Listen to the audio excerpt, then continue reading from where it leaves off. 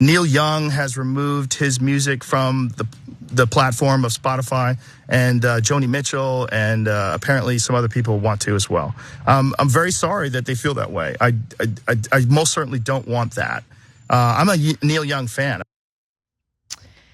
Joe Rogan has officially responded to protests from several musical artists who have asked to have their music pulled from Spotify in protest of Rogan's podcast and what they believe is misinformation about COVID that's typically part of his podcast episodes. Now, before we get to more of Rogan's statements, and I think he actually had some good things to say, let me give you some more context into this. He mentioned Neil Young, but following Neil Young's announcement that he wanted his music pulled, other artists including Joni Mitchell and Nils Lofgren, who is a Springsteen guitarist, also said that they wanted their music pulled.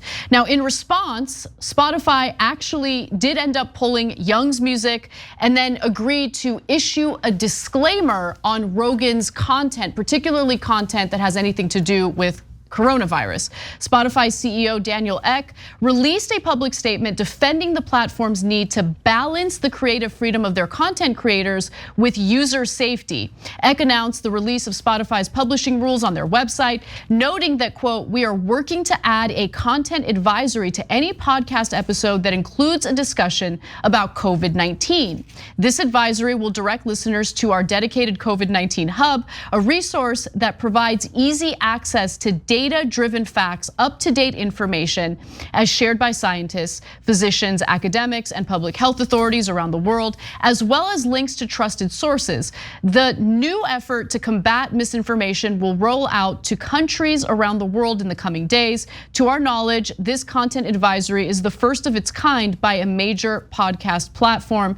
That last part I don't think is true. I mean, various platforms have various disclaimers when it comes to coronavirus-related material and other material as well. But he didn't make any mention of Rogan's podcast specifically, but clearly this was in response to the whole Rogan controversy. And guess what? Rogan says that he completely agrees with Spotify's decision to add a disclaimer and made clear that he was a huge fan of Neil Young's music, had no ill will towards him or Joni Mitchell, whose music he said he loves. We've got more videos of Rogan in just a moment, but Cenk, you wanna jump in? Yeah, so I was actually pleasantly surprised by Rogan's video. So there's still some misinformation in there, which I'll get to. But for those of you who still don't get it, let me just clarify why Spotify had to do this. Now, from a business perspective, the real reason they did it is because they don't want to lose more Neil Youngs and Joni Mitchells, and they're really worried about that, and that's part of the reason why Rogan's making his video. But it doesn't mean that they're wrong.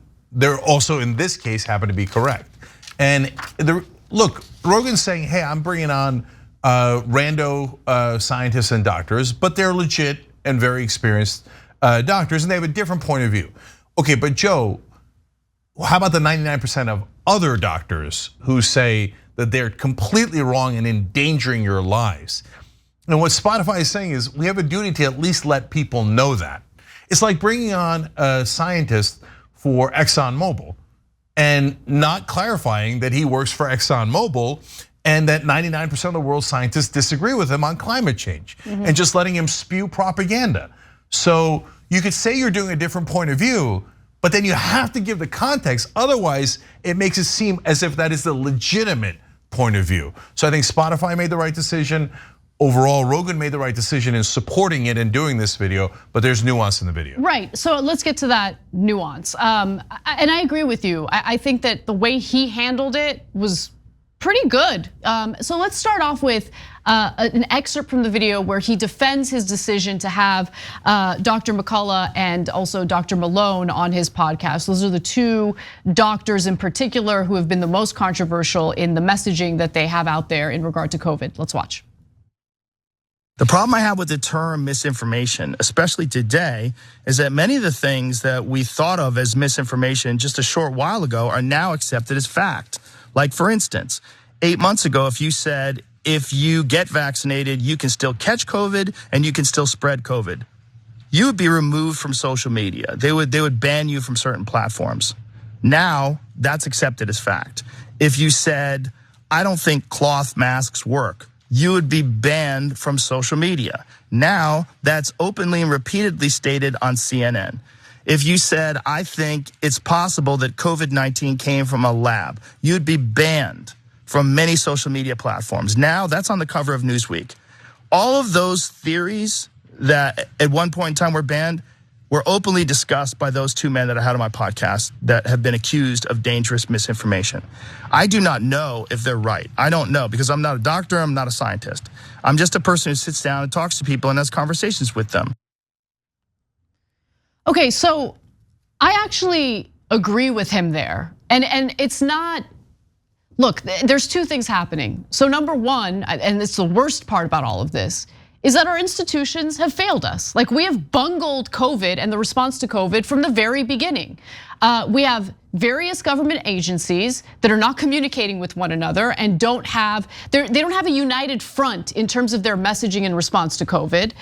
Look, and let me be clear, I have disagreed with a lot of what's been said on Joe Rogan's podcast when it comes to ivermectin, when it comes to the vaccine. I don't agree with him on that, right? However, what allows for podcasts like that to thrive, what allows for misinformation to thrive is when you start the pandemic with Anthony Fauci saying, don't wear a mask, you don't have to worry about a mask because there's a mask shortage. And rather than being honest with Americans about how there's a mask shortage and they should reserve the masks for nurses and frontline healthcare workers, he decides to lie. And then he gets caught in that lie and people lose trust in him.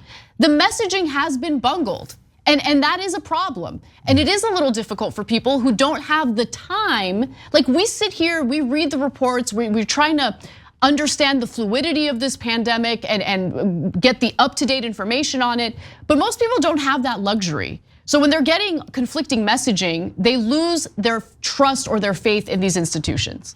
Yeah, there's tons of nuance here. So look, when it comes to things like Fauci's comment about the mask, that's totally wrong. And so you can say, hey, Fauci is correct on the science on 95% of the issues that he's discussed. You don't have to pretend he was right about things he wasn't right about. So the Wuhan lab is his best example because there that was a little verboten to discuss whether it was from the lab. We did it anyway.